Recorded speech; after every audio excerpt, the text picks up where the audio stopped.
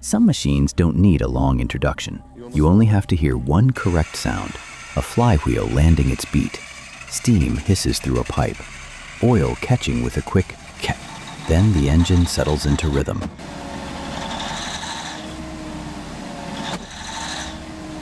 In this episode, I reshuffle the cast so the story moves from shock to curiosity to emotion. We open with a generator monster as tall as a building. Then we drop the tempo to engines that run slow to live long. Then we pull you into the hot bulb ritual, torching metal until it glows before the engine agrees to wake. We drag it onto the battlefield with a stubborn D8. After that, we drift through trucks, motorcycles, aviation, and a steam plant. And we close with a simple traction trick that can save an entire harvest.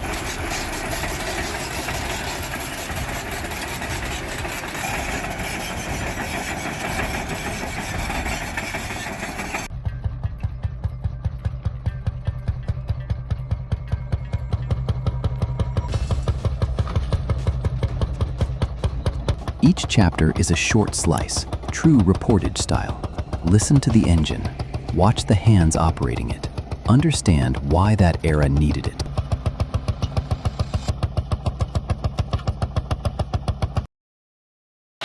A building tall machine in Copenhagen.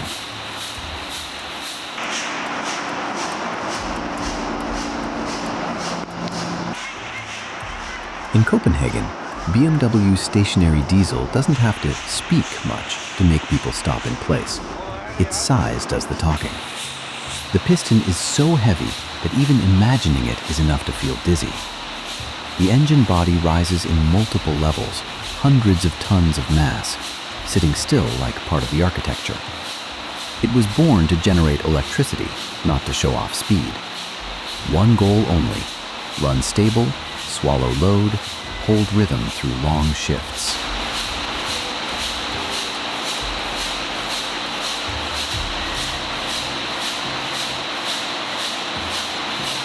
The startup moment is what's worth watching.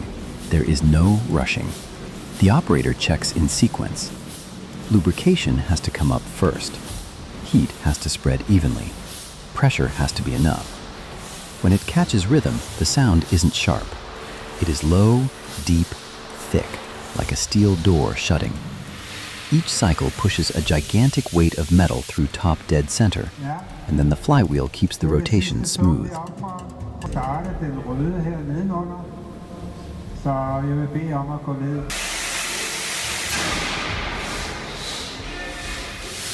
Up close, you feel the vibration through the floor before you fully hear it with your ears.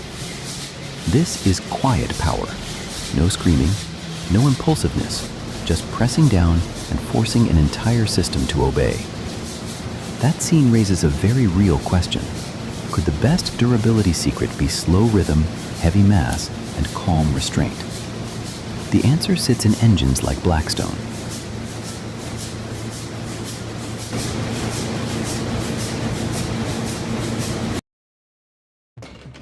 Blackstone, the philosophy of heavy for stability, slow for long life.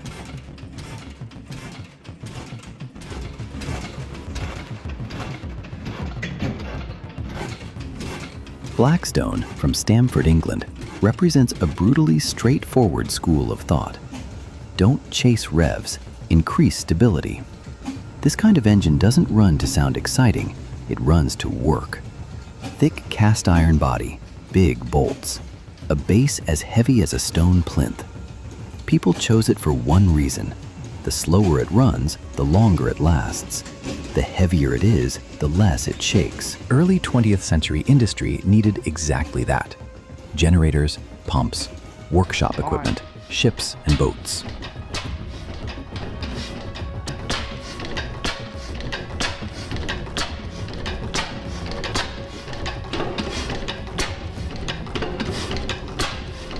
When a Blackstone settles into rhythm, the sound has discipline. The piston hits, exhaust spits. Then a short pause before the next firing beat. No singing, only doing. A large flywheel holds inertia so the shaft doesn't jerk. Belts, pulleys, and downstream loads run smoother because of it. Mechanics back then diagnosed health by sound. A dull note means low oil. A knock means a load is off. A missed beat means uneven fueling. No screens needed. Skilled ears were the gauge.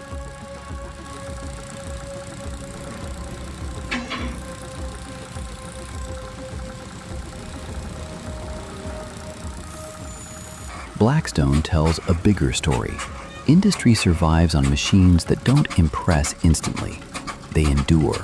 They feed an entire workshop through long winters. Then, elsewhere, people chose the opposite route, a torch ritual, waiting for the metal to glow red before the engine will wake. That is where Lanz Bulldog steps in.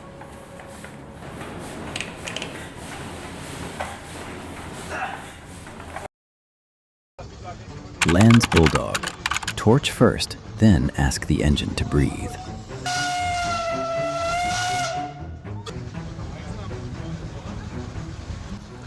Lanz Bulldog PS45 is famous not because it is complicated, but because it is different in a very human way. To wake it, you must torch the hot bulb. Flame licks around the metal sphere at the front of the machine for 5 to 10 minutes just to store heat. No spark plug, no modern high-pressure diesel injection, only heat, compression, heavy fuel, and the first moment it catches.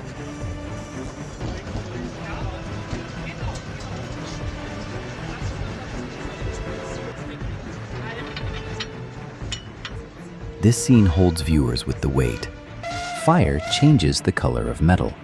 The air around the hot bulb shimmers. That heavy oil smell rolls out. The operator waits for the exact moment, then turns it over. The piston hits. Compression piles up. Fuel meets the hot surface. A boop pops out. Rough at first, then firmer, then steadier. Bulldog doesn't scream. It hammers in single strokes like a pile driver. Power comes from torque at low RPM, dragging loads, pulling trailers, working long days in the fields.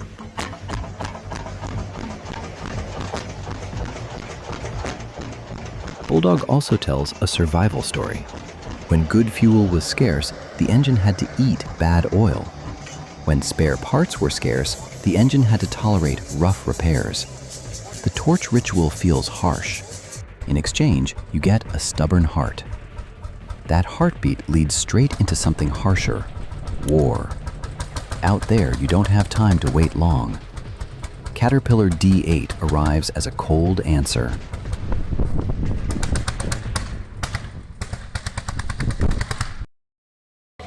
Caterpillar D8, the machine that works while everything is falling apart.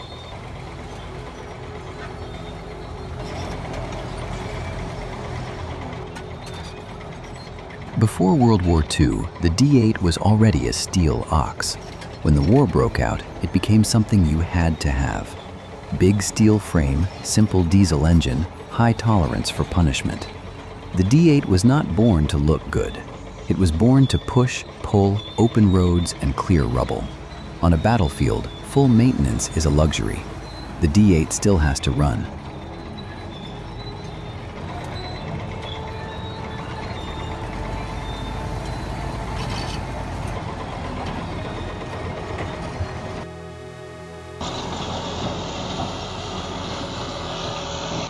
The D8 doesn't sound poetic. It is low, thick, rolling across the ground like a rock that can breathe. Tracks bite. Soil kicks up. The blade eats into the surface.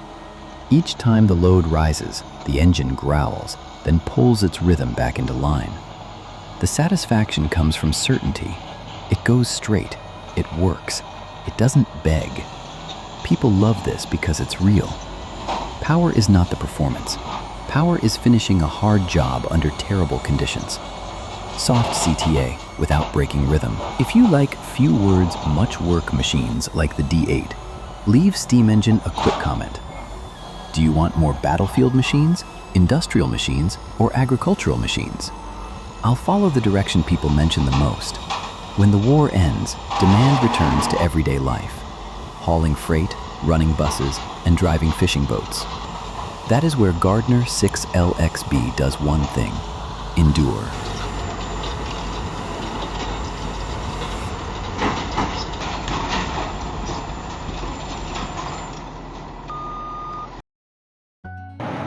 Gardner 6LXB. Long shifts, long life, like a habit.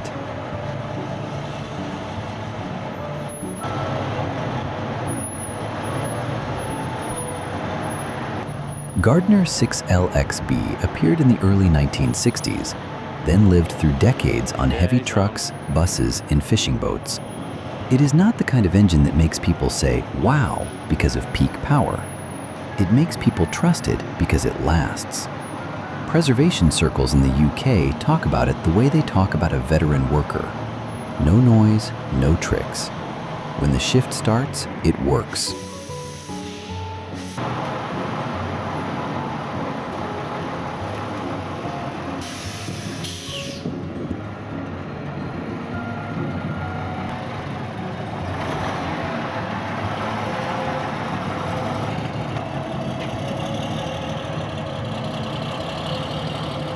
Gardner's sound has a calm character. Under load, it stays tight, not wild. At a steady RPM, it holds an even beat with little wandering.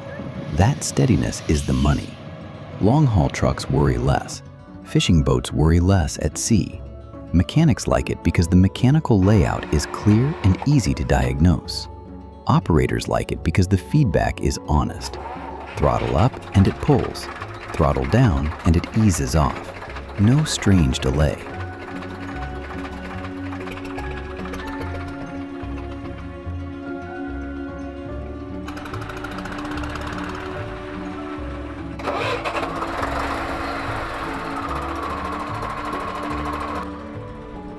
Gardner sets up a great transition in the video. From working life to speed life. There was a time when a 4-cylinder motorcycle could run past 100 miles per hour in cold wind, when speed still made your heart pound because it was frightening. Henderson Deluxe carries that feeling.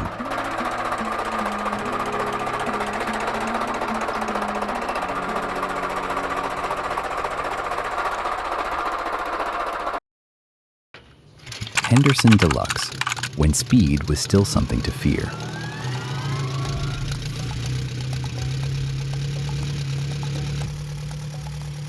The Henderson Deluxe 1928 is not just a vintage motorcycle. It is an American statement from the era before modern highways. An inline 4-cylinder, smooth running, fast enough to exceed 100 miles per hour. A number that was both seductive and alarming back then. Put it into the context of the time. Roads, drum brakes, tires, frames, and you understand why people call it a beautiful madness.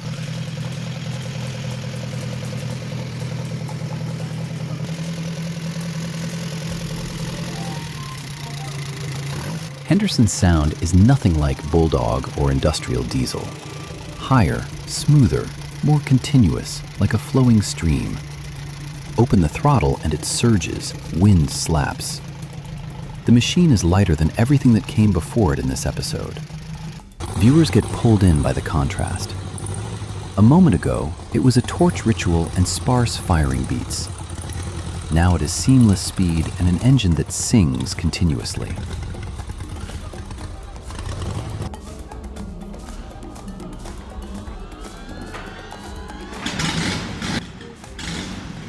Henderson also carries an emotional marker.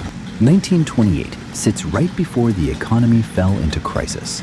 A fast, beautiful machine becomes a symbol of confidence before everything changes color. From speed on the ground, the story jumps into the World War I sky, where reliability matters more than anything. Siddeley Puma appears for exactly that reason.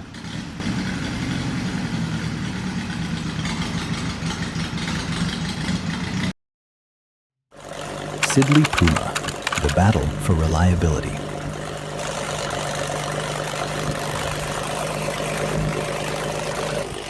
In World War I, British aviation faced a hard problem. It needed powerful engines, but it needed one thing even more: reliability. Some of the earlier large inline engines sometimes struggled with durability. Puma was spoken of as a replacement effort. built to raise stability so the military could depend on it. In the air, a fault is not just an engine stopping, it is losing its way home.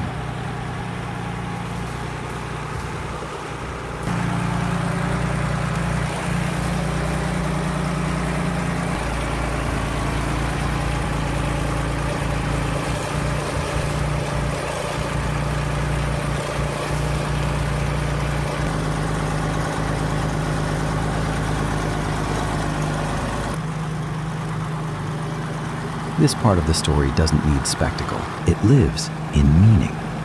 Puma represents the moment engineering shifted from "it can run" to "it can run safely." Designs were revised, structures reinforced, and durability pushed higher. For viewers, this is where the stakes rise. Every engine sound stops being only a mechanical sound. It becomes a pilot's life.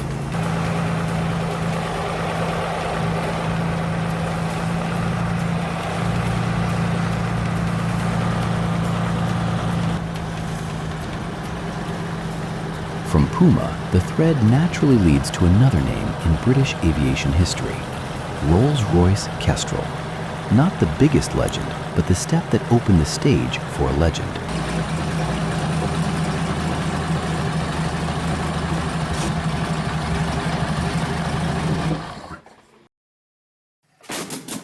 Rolls-Royce Kestrel, the step before Merlin enters the stage.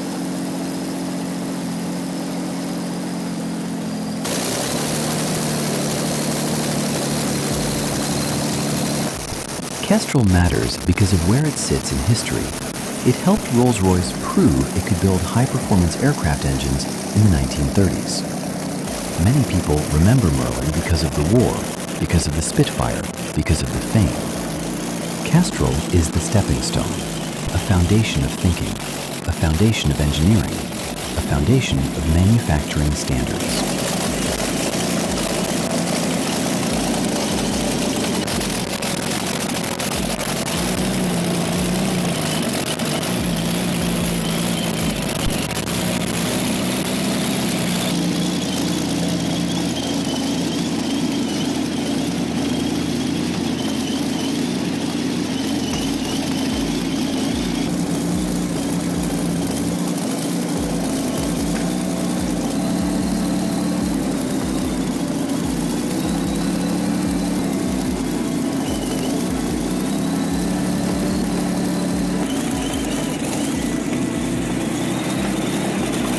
This section feels like hearing the ancestor. Aircraft piston sound has its own character, tighter than a radial, more even than stationary engines. When Kestrel runs, viewers feel the British engineering spirit, precision, discipline, care. This part also lands easily with older audiences. It recalls a time when machines were built to last, built to serve for a long time, built to be repairable by skillful hands.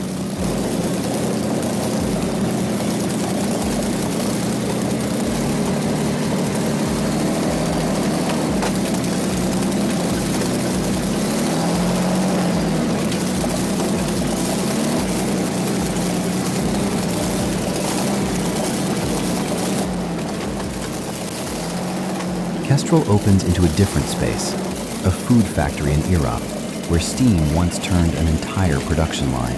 No sky anymore, only an old workshop with the smell of mustard, vinegar, and vegetable oil. And its heart is still beating on steam.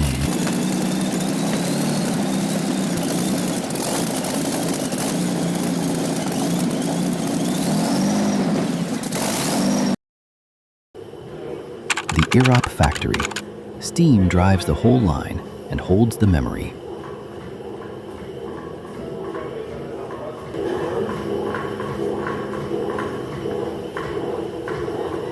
The factory in Iraq, Lower Saxony, Germany, doesn't just preserve a few display pieces. It preserves the main power transmission system intact, an early 20th century steam engine and the entire engine house that comes with it. For decades, it drove mustard seed grinders, oil presses, pan dumps for vinegar, a shared heart for the whole production area.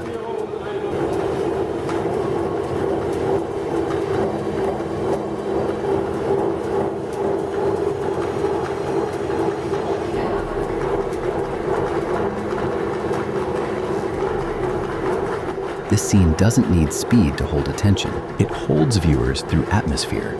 Steam hissing, valves opening. A heavy flywheel is beginning to roll. The floor trembles lightly.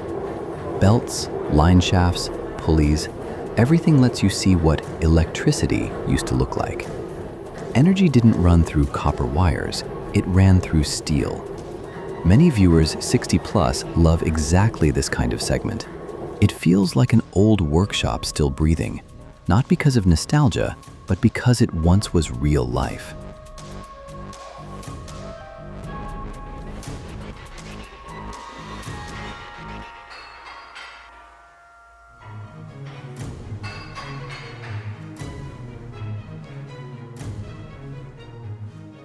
Europe leads into a fitting ending. After the war, agriculture had to be rebuilt. People looked for ways to gain traction in mud, rain, and snow. Ursus C-45 and the Roiped system appear as a make-or-break trick.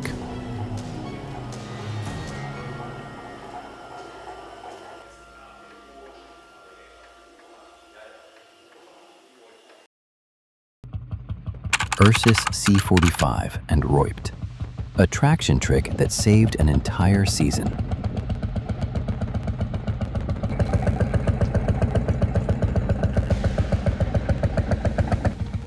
After World War II, Poland needed tractors. Ursus C-45 was born in scarcity, based on a design that had already proven effective before. It isn't modern, it is practical. Its sound has a signature, a clear firing beat, enduring pull. People needed that to plow the land again, pull life back into motion, rebuild the countryside.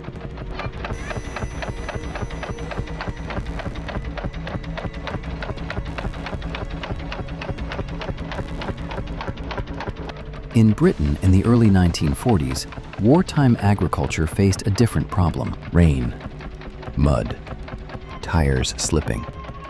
Work freezes in place. Roiped appeared as a kit that turned the rear wheels into a kind of segmented track. Linked metal sections created a grippier surface, while the front wheels kept the tires for steering. Not complicated, not expensive. The result was immediate. More traction, more pull. Work could continue.